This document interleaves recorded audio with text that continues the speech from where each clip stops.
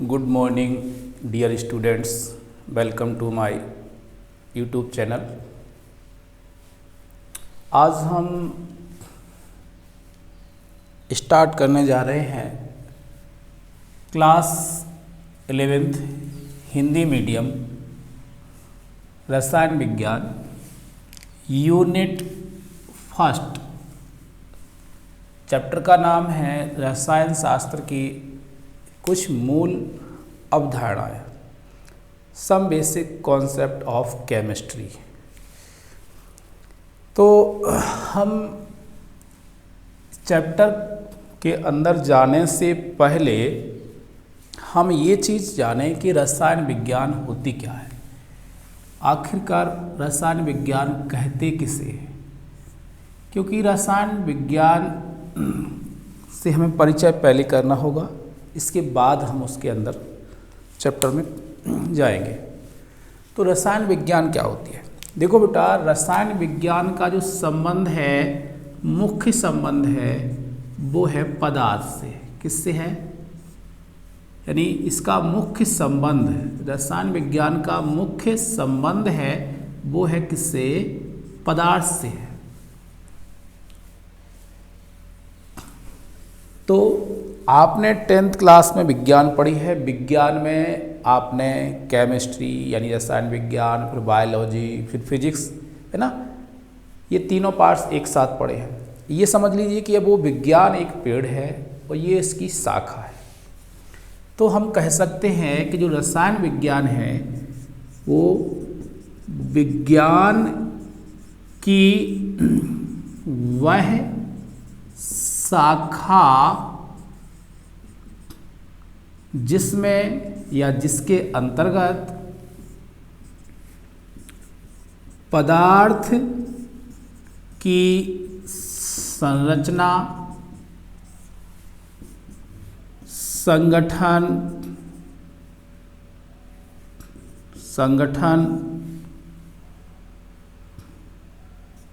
गुण और उसमें होने वाले परिवर्तन का अध्ययन किया जाता है, अध्ययन किया जाता है। उस विज्ञान की शाखा को रसायन विज्ञान कहते हैं। क्या? विज्ञान की वह शाखा जिसमें पदार्थ की संरचना, पदार्थ का संगठन, पदार्थ के गुण और उस पदार्थ में होने वाले परिवर्तन का अध्ययन किया जाता है, उसे हम रसायन विज्ञान कहते हैं। अब हम पहले ये जानें कि पदार्थ आखिर होता क्या है, क्योंकि रसायन विज्ञान का संबंध है वो मुख्य रूप से किससे है? पदार्थ से। तो पदार्थ क्या होता है, पहले तो हम ये जानें कि पदार्थ है क्या। तो हमारे आसपास की कोई भी वस्तु, हम कह सकते हैं कि जो पदार्थ है वो हमारे आसपास की कोई भी वस्तु जिसमें द्रव्यमान होता है, द्रव्यमान होता है, जो स्थान घेरती है, स्थान घेरती है, जिसे ज्ञान इंद्रियों के द्वारा, ज्ञान इंद्रियों के द्वारा अनुभव कर सकते हैं, अनुभव कर सकते हैं। उस वस्तु को या उस चीज़ को हम क्या कहते हैं? पदार्थ कहते हैं।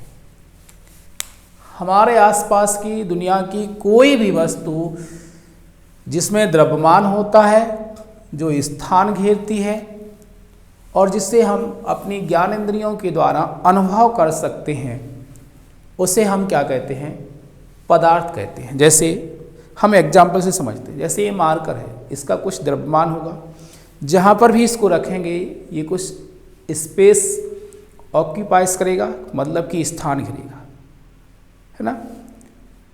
तो ये क्या है, एक पदार्थ है। हम भी एक पदार्थ हैं, आप भी एक पदार्थ हैं, आप सजीव पदार्थ हैं, ये मार्कर निर्जीव पदार्थ है। हमारा भी कुछ द्रव्यमान होगा, हम भी जहाँ खड़े हैं तो हमने भी कुछ स्थान गिरा होगा। दूसरी बात, हम पदार्थों को हम अपनी ज्ञान इंद्रियों के द्वारा अनुभव भी कर सकते हैं। हम अपनी ज्ञान इंद्रियों के द्वारा जिसको हम अनुभव कर सकते हैं वो क्या है, पदार्थ। कैसे, ज्ञान इंद्रियाँ कितनी हैं, 5 होती हैं। आँख, कान, नाक, त्वचा और जीभ, ये 5 ज्ञान इंद्रियां हैं। जैसे बेटा हमने कहा कि आप कुछ पदार्थ ऐसे अनुभव कर लेते हैं कि जिनको देखते भी नहीं है लेकिन अनुभव कर लेते हैं, ये ऐसा पदार्थ है। जैसे घर में आप किसी कमरे में बैठे हैं और किचन में माताजी पूड़ी बना रही हैं, तो आपने नहीं देखा है कि माँ क्या बना रही है, लेकिन आपको वो खुशबू आएगी और आप ये फील करेंगे, ये अनुभव करेंगे कि हाँ माँ शायद किचन में पूड़ी बना रही है। क्यों? क्योंकि वो हमारी ज्ञानेंद्रिय जो नाक है उसने हमें अनुभव करा दिया है कि वो पूड़ी है, तो यानी पदार्थ का क्या करा दिया, अनुभव करा दिया। जैसे आप किसी कमरे में बैठे हैं, दूसरे कमरे में किसी ने अगरबत्ती लगाई तो उसकी खुशबू आप तक आ गई, तो आपको अनुभव करा दिया कि हाँ यहाँ पर अगरबत्ती है। किसने? वो ज्ञानेंद्र ने। आप बैठे हैं, अचानक से किसी ने, आपने नहीं देखा है लेकिन अचानक से किसी ने आपको सुई चुभा दी पीछे से, तो आप अनुभव कर लेंगे कि हाँ हमको किसी ने सुई चुभा दी। वो किसने अनुभव किया? आपकी ज्ञानेंद्रिय त्वचा ने, स्किन ने, है ना। तो पदार्थ को हम अपनी ज्ञान इंद्रियों के द्वारा क्या कर सकते हैं, अनुभव कर सकते हैं। तो हमारे आसपास की कोई भी वस्तु जिसमें द्रव्यमान होता है, जो स्थान घेरती है और जिसे हम अपने ज्ञान इंद्रियों के द्वारा अनुभव कर सकते हैं, उसे हम क्या कहते हैं, पदार्थ कहते हैं। तो पदार्थ से आप भली भांति परिचित हो गए होंगे। अब हम चर्चा कर रहे हैं फिर से रसायन विज्ञान कि रसायन विज्ञान क्या होती है। रसायन विज्ञान विज्ञान की एक ऐसी शाखा है, वह शाखा है जिसमें पदार्थ की संरचना, यानी जिस हम पदार्थ की बात कर रहे थे कि पदार्थ क्या होता है, उस पदार्थ की, दुनिया के कोई भी पदार्थ की, उस पदार्थ की संरचना, उस पदार्थ का संगठन, उस पदार्थ के गुण और उस पदार्थ में होने वाले परिवर्तनों का अध्ययन किया जाता है, उसे हम कहते हैं रसायन विज्ञान। सॉरी, कैसे? एग्जाम्पल से समझते हैं पदार्थ की संरचना, संगठन और उसके गुण। तो वो हम कैसे, तो हम अभी ये पदार्थ जो है इसको डिफाइन किया है, इसको हम साफ कर देते हैं।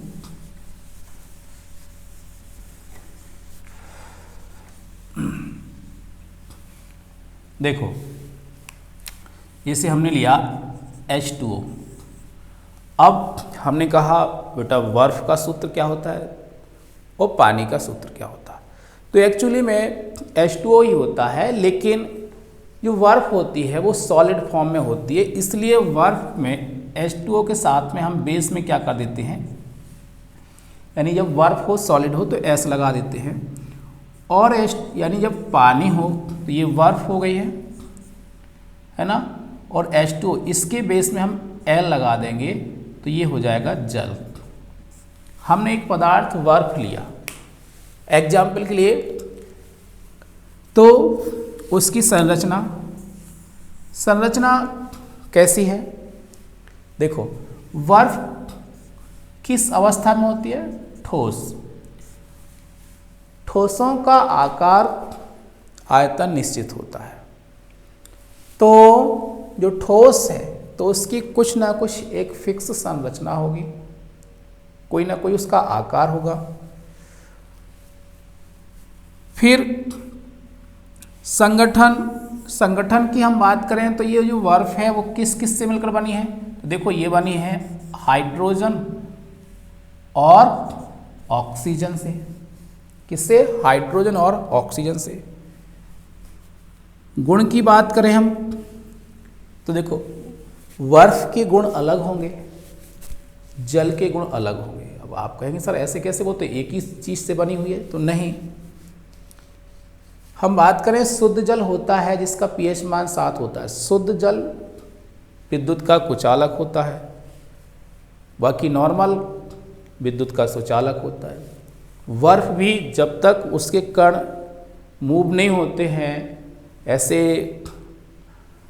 वातावरण में उसको रखा जाता है कि वो वायु से क्रिया नहीं करती है किसी भी तरह से, तो वो विद्युत की कुचालक होती है। लेकिन जब वातावरण से क्रिया करने लगती है तो विद्युत की सुचालक होती है ना। तो इसके अलग अलग गुण हो सकते हैं। उसमें होने वाले परिवर्तन, जैसे हम कहें कि बर्फ है, इसने वातावरण से क्रिया की, ऊष्मा को ग्रहण किया, ये जल में बदल जाएगी। जल को हम क्या करेंगे, गर्म करेंगे, ऊष्मा देंगे तो वो वाष्प में बदल जाएगा। तो क्या है, पदार्थ में क्या हो रहा है, परिवर्तन हो रहा है ना। तो विज्ञान की वह शाखा जिसके अंतर्गत पदार्थ की संरचनाओं का अध्ययन किया जाता है, पदार्थ के संगठन का अध्ययन किया जाता है, और पदार्थ के गुणों का अध्ययन किया जाता है, और पदार्थ में होने वाले परिवर्तनों का अध्ययन किया जाता है, उस शाखा को हम कहते हैं रसायन विज्ञान। क्या कहते हैं? रसायन विज्ञान। चलो, शायद आशा है मुझे कि आपको रसायन विज्ञान की जो परिभाषा है आपको अच्छे से समझ में आ गई होगी। साथ में रसायन विज्ञान का जो संबंध है पदार्थ से, तो आप पदार्थ से भी अच्छे से परिचित हो गए होंगे। आपको पदार्थ के बारे में बहुत अच्छे से समझ में आ गया होगा। अब हम आगे बढ़ते हैं।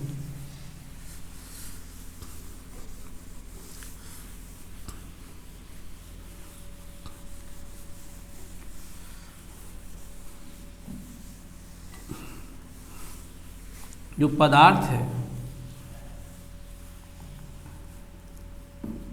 पदार्थ तो हम पहले चर्चा कर लेते हैं कि पदार्थ होता है क्या, ये तो हमने समझाया आपको, लेकिन पदार्थ का वर्गीकरण जो है उसके बारे में हम चर्चा कर लेते हैं।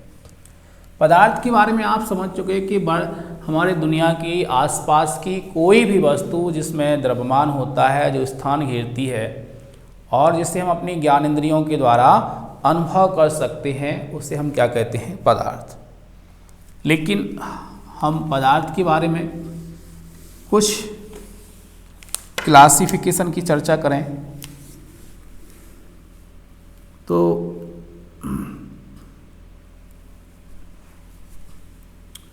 जो पदार्थ है इसको दो तरीके से बांटा गया है, विभाजित किया गया है। इसका दो तरीके से वर्गीकरण है। कौन कौन सा? एक तो है भौतिक वर्गीकरण और एक है रासायनिक वर्गीकरण। कौन सा? भौतिक वर्गीकरण। और दूसरा है कौन सा? रासायनिक वर्गीकरण। कौन सा है? रासायनिक वर्गीकरण। भौतिक वर्गीकरण, रासायनिक वर्गीकरण। भौतिक वर्गीकरण में जो पदार्थ है, जो मुख्य रूप से इसकी 3 अवस्थाएं हैं। एक तो ठोस है, दूसरी द्रव है और तीसरी गैस अवस्था है। लेकिन आपके नॉलेज के लिए हम बता रहे हैं कि पदार्थ की चौथी अवस्था प्लाज्मा होती है। कौन सी होती है? प्लाज्मा। इसके बारे में हम पुनः चर्चा करेंगे, लेकिन यहाँ पर मेन रूप से आपको, मुख्य रूप से आपको 3 अवस्थाओं के बारे में पढ़ना है। भौतिक अवस्थाओं के, ठोस, द्रव, गैस। लेकिन नॉलेज के लिए आपको पता होना चाहिए कि चौथी अवस्था पदार्थ की प्लाज्मा होती है और 5वीं अवस्था आपकी बोस-आइंस्टाइन कंडेंसेट है। ठीक है। और पदार्थ की छठवीं अवस्था भी है, वो है फर्मियन। ये आपको नॉलेज के लिए हम बता रहे हैं, ठीक है। अब हम चर्चा करते हैं रासायनिक वर्गीकरण की। तो जो रासायनिक वर्गीकरण है इसको भी दो तरीके से बांटा गया है। वो क्या है रासायनिक वर्गीकरण में? वो है आपका शुद्ध पदार्थ, शुद्ध पदार्थ, और दूसरा है मिश्रण। क्या है? मिश्रण। मिश्रण मतलब मिक्सचर, अशुद्ध पदार्थ हो जाएगा, ठीक है ना, मिक्सचर हो जाएगा। तो और शुद्ध जो शुद्ध पदार्थ है इसको भी बांटा गया है। तो शुद्ध पदार्थ जो है इसको बांटा गया है किसमें? तत्व, और दूसरा है वो है यौगिक। क्या है? यौगिक। और जो मिश्रण है तो इसको भी दो भागों में बांटा गया है मिश्रण को। एक तो होता है समांगी मिश्रण और दूसरा होता है आपका विषमांगी मिश्रण। क्या होता है? विषमांगी मिश्रण। इसके बाद जो तत्व है तो इसको भी बांटा गया है। तत्व को बांटा गया है आपके धातु और उपधातु और अधातु। किसमें? धातु, उपधातु और अधातु में आपके तत्वों को बांटा गया है। फिर जो यौगिक हैं तो इनको बांटा गया है दो भागों में। वो कौन से हैं? वो हैं कार्बनिक यौगिक। कौन से? कार्बनिक यौगिक। और दूसरा है क्या? अकार्बनिक यौगिक। कौन सा? अकार्बनिक यौगिक। अकार्बनिक यौगिक। तो ये इस तरीके से पदार्थ का वर्गीकरण है। पूरी दुनिया में पदार्थ, ब्रह्मांड में पदार्थ और ऊर्जा है। ऊर्जा फ्री है। पदार्थ का वर्गीकरण भौतिक और रासायनिक वर्गीकरण है। भौतिक वर्गीकरण में पदार्थ की तीन अवस्थाएं हैं मुख्य: ठोस, द्रव और गैस। ठोस, द्रव और गैस। और रासायनिक वर्गीकरण में पदार्थ को बांटा गया है शुद्ध पदार्थ और मिश्रण। शुद्ध पदार्थ को बांटा गया है तत्व और यौगिक में। तत्वों को बांटा गया है धातु, उपधातु और अधातु। और यौगिक को बांटा गया है कार्बनिक यौगिक और अकार्बनिक यौगिक। और जो मिश्रण होते हैं वो होते हैं, उसको भी बांटा गया है समांगी मिश्रण और विषमांगी मिश्रण। अब हम चर्चा करते हैं सबसे पहले पदार्थ की भौतिक अवस्थाओं की। लेकिन याद रखना है, हमने आपके नॉलेज के लिए बताया है कि पदार्थ की चौथी अवस्था होती है प्लाज्मा, पांचवी अवस्था होती है वोस, आइंस्टीन, कंडेंसेट। ठीक है ना? तो ये आपको नॉलेज के लिए ध्यान रखना। पदार्थ के भौतिक वर्गीकरण में सबसे पहले आपको ठोस, द्रव और गैस। देखो, जो ठोस है, द्रव है और गैस, हम यहाँ पर इस तरीके से कुछ संरचनाएं बना रहे हैं जिससे आपको आसानी होगी समझने में। ठोस के नीचे, द्रव के नीचे और गैस के नीचे। यहाँ इसमें हमने कुछ ऐसे पार्टिकल भर दिए हैं, कण। ये ठोस की संरचना बनाई हमने समझने के लिए, आसानी से समझ में आ जाएगी। ये द्रव की संरचना बनाई है, ये गैस में हमने इस तरीके से बनाया। अब आपको यहाँ पर दिख रहा होगा कि जो ठोस है,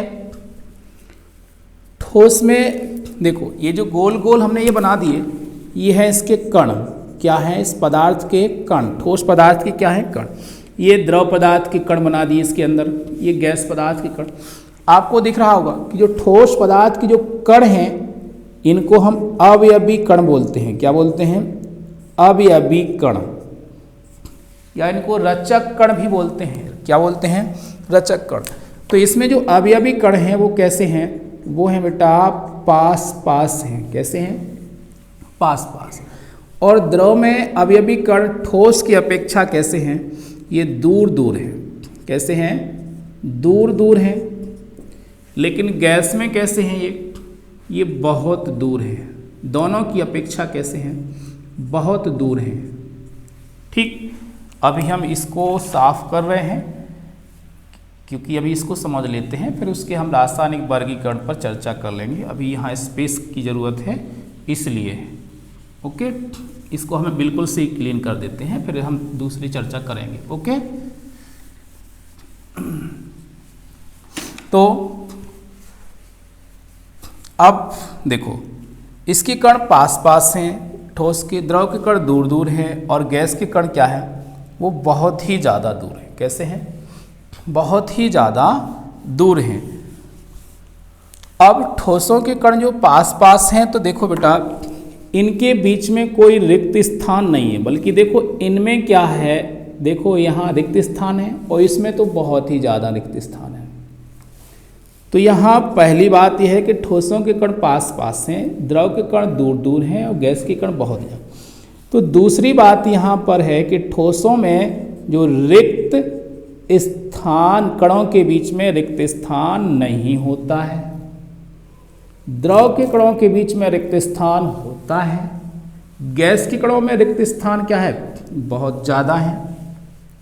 जब रिक्त स्थान ठोसों के कणों के बीच में नहीं होता है तो बेटा तीसरी बात हम ये कह सकते हैं कि ये जब रिक्त स्थान नहीं होता है तो ये गति भी नहीं करते हैं।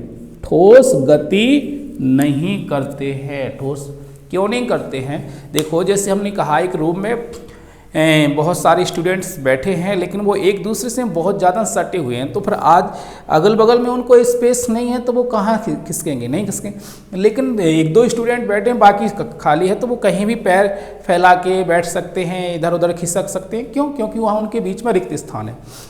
लेकिन ऐसे ही यहाँ ठोसों के बीच में रिक्त स्थान नहीं है, तो ये ठोसों के कण गति नहीं करेंगे।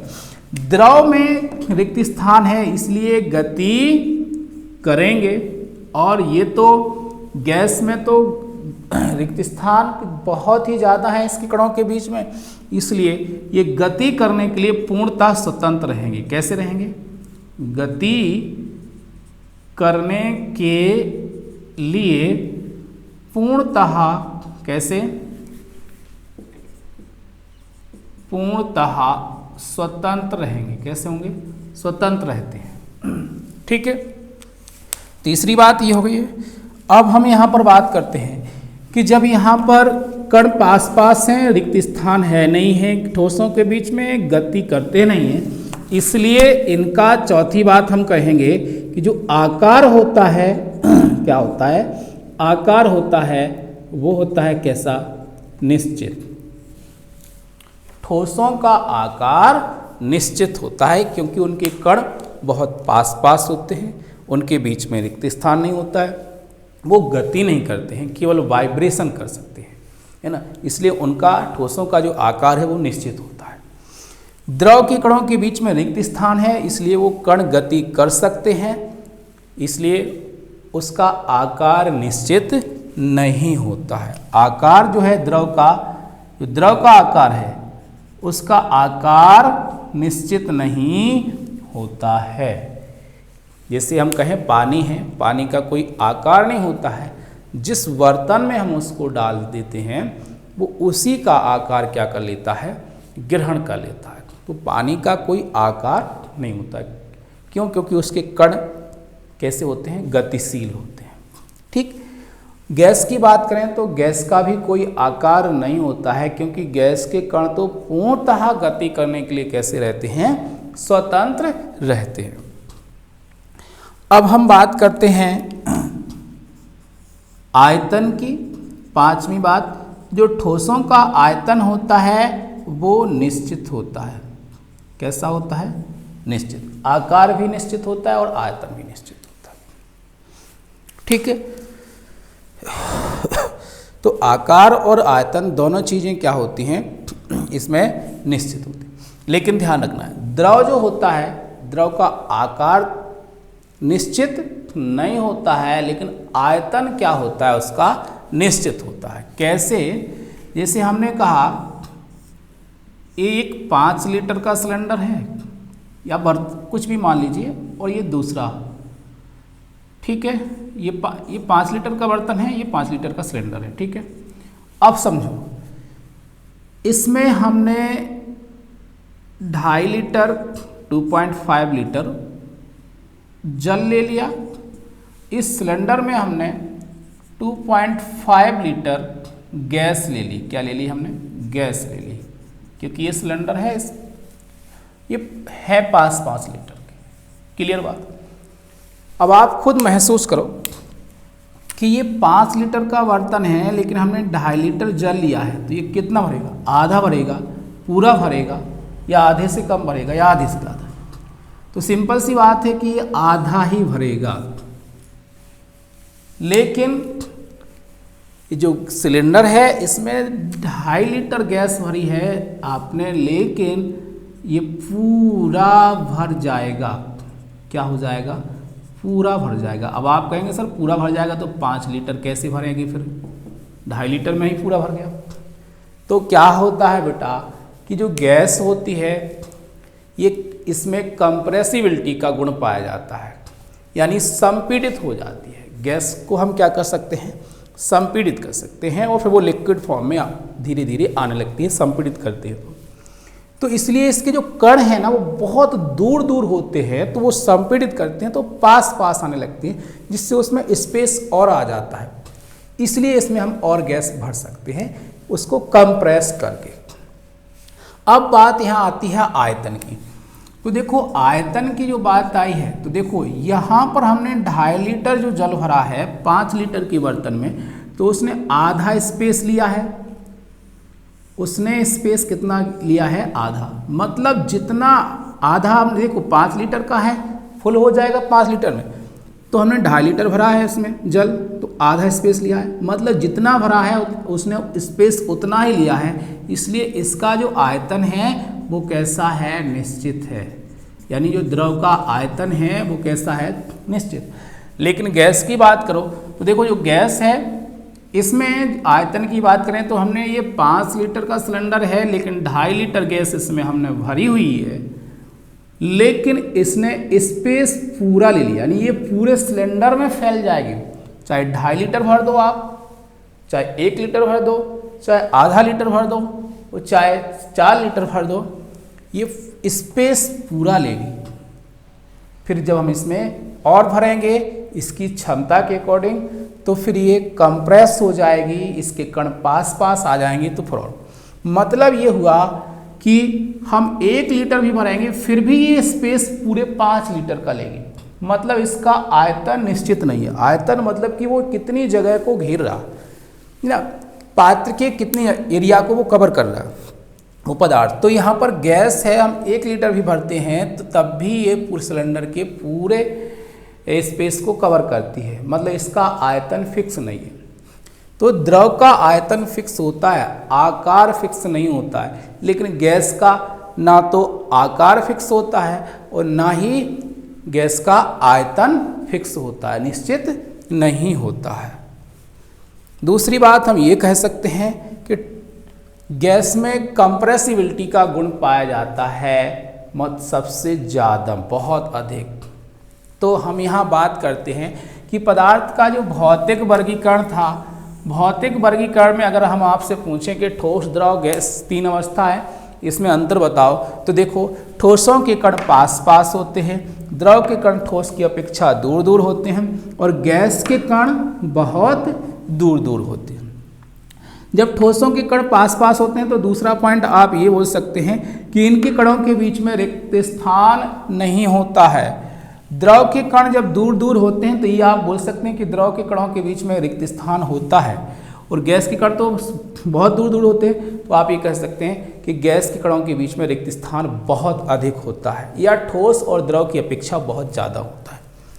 तीसरा पॉइंट हम ये कह सकते हैं कि जब ठोसों के बीच में रिक्त स्थान नहीं होता है तो ठोस के कण गति नहीं करते हैं, और द्रव के कणों के बीच में रिक्त स्थान होता है तो द्रव के कण गति करते हैं, और गैस के कण तो गति करने के लिए पूरी तरह से स्वतंत्र होते हैं।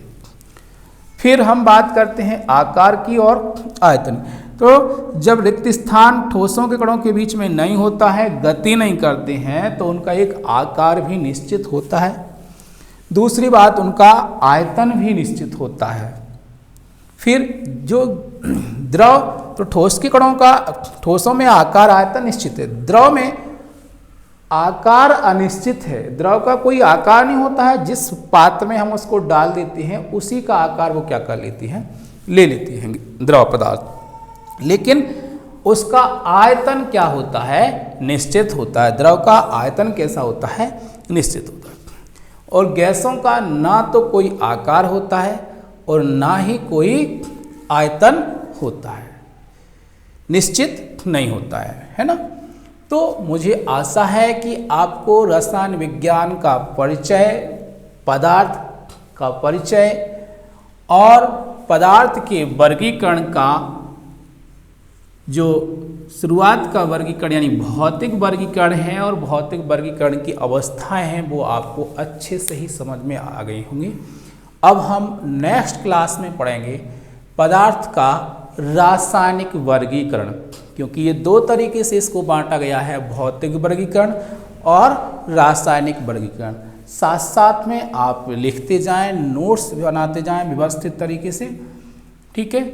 तो अब हम अगली क्लास में पढ़ेंगे पदार्थ का रासायनिक वर्गीकरण। धन्यवाद।